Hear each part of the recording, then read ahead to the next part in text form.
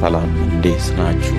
የቻናሌ ቤተሰቦችን ሰላማችሁ ብዝት ይበል። ዛሬ የመጽሐፍ ቅዱስ ትረካን ይዤላችሁ መጥቻለሁ። በፓርት 1፣ ፓርት 2፣ ፓርት 3 እያልኩ ከፋፍዬ አሰማችኋለሁ። ይህንን ትረካ ለመስማት ቻናሌን ሰብስክራይብ፣ ላይክ እና ሼር በማድረግ ጀምሩ። አብራችሁን እንድትሆኑ በአክብሮት ጠይቃችኋለሁ።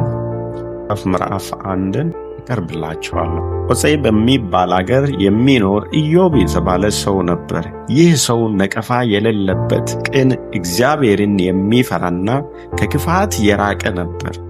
እርሱም 7 ወንዶችና 3 ሴቶች ልጆች ነበሩት። ሀብቱም 7,000 በጎች፣ 3,000 ግመሎች፣ 500 ጥማድ በሬዎችና 500 እንስት አህዮች ነበር። እጅግ ብዙ ባሮችም ነበሩት። በምስራቅ አገር ከሚኖሩት ሰዎች ሁሉ ይልቅ እጅግ ታላቅ ሰው ነበር። ወንዶች ልጆቹም ተራ በተራ በየቤታቸው ግብዣ ያደርጉ ነበር። ከእነርሱም ጋር እንዲበሉና እንዲጠጡ 3ቱን እኅቶቻቸውን ይጋብዙ ነበር። የግብዣው ጊዜ ካለፈ በኋላ ኢዮብ ልኮ ያስመጣቸውና ምናልባት ልጆቼ ኃጢአት ሰርቶ እግዚአብሔርንም በልባቸው ረግሞ ይሆናል በማለት ጠዋት በማለዳ ስለ እያንዳንዳቸው የሚቃጠል መሥዋዕት በማቅረብ ያነጻቸው ነበር። ኢዮብ ይህን ዘውትር ያደርግ ነበር። አንድ ቀን መላእክት በእግዚአብሔር ፊት ሊቆሙ በመጡ ጊዜ ሰይጣንም መጥቶ በመካከላቸው ቆመ። እግዚአብሔርም ሰይጣንን ከወዴት መጣህ አለው። ሰይጣንም በምድር ሁሉ ዞርሁ፣ ወዲያና ወዲህ ተመላለስሁባት ብሎ ለእግዚአብሔር መለሰ። እግዚአብሔርም ሰይጣንን አገልጋዬን ኢዮብን ተመለከትኸውን? በምድር ላይ እንደ እርሱ ነቀፋ የሌለበት ቅን፣ እግዚአብሔርን የሚፈራና ከክፋት የራቀ ሰው የለም አለው።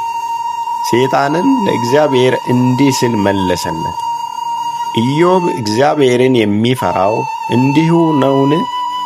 በእርሱና በቤተሰቦቹ ባለው ንብረትስ ሁሉ ዙሪያ አጥር ሰርተህለት የለምን?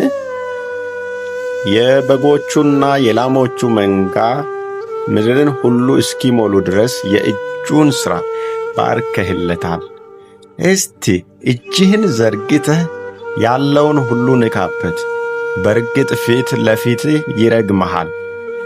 እግዚአብሔርም ሰይጣንን እነሆ እርሱ ያለው ሁሉ በእጅህ ነው፣ እርሱን ራሱን ግን እንዳትነካው አለው። ከዚህ በኋላ ሰይጣን ከእግዚአብሔር ፊት ወጥቶ ሄደ።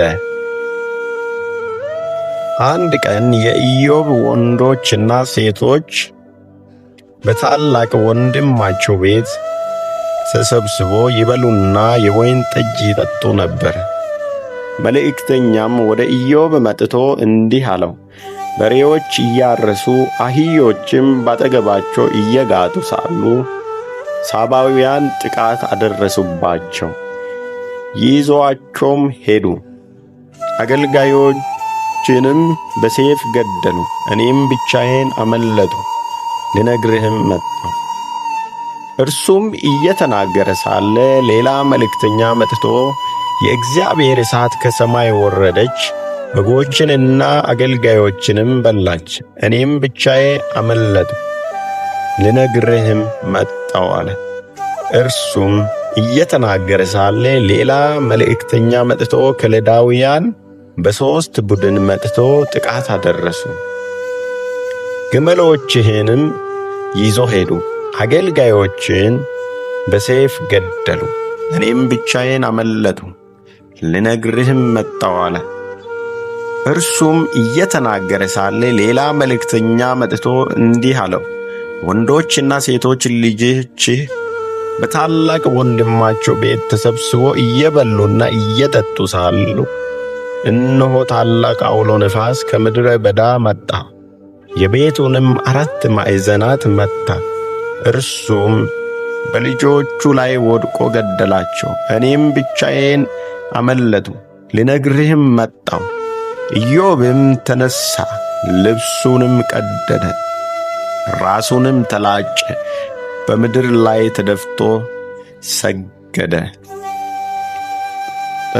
ሰገደ፣ እንዲህም አለ፣ ራቁቴን ከእናቴ ማኅፀን ወጣሁ፣ ራቁቴንም እሄዳለሁ። እግዚአብሔር ሰጠ፣ እግዚአብሔር ነሣ፣ የእግዚአብሔር ስም ብሩክ ይሁን። በዚህ ሁሉ ኢዮብ አልበደለም፣ በእግዚአብሔርም ላይ ክፉ አልተናገረም። ምዕራፍ 2 ወይም ፓርት 2 ፓርት 2 ይቀጥላል።